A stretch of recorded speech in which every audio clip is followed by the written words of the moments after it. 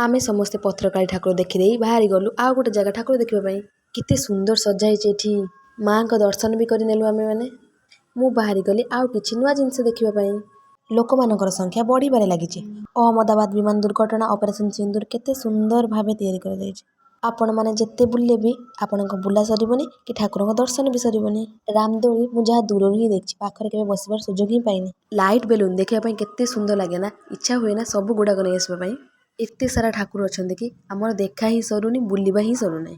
आमे जाइछि माने सब जगह तो बुलिबा को पड़िबो ना। मु चलिले आउ गोटे मेढ देखिबा पई आपण माने भी आसंतु। भद्रक फेमस काली पूजा बुली की जानतु।